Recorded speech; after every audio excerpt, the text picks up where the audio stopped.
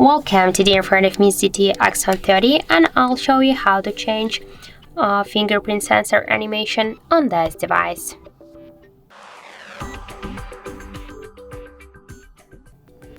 So just to do that, we should first open the settings application and then scroll to password and security. Then click here to fingerprint, enter your just pin code or draw the pattern, and then you'll see here fingerprint animation style.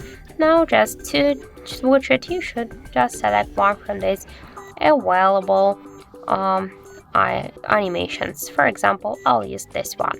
Just to use it, click to apply, and that's it.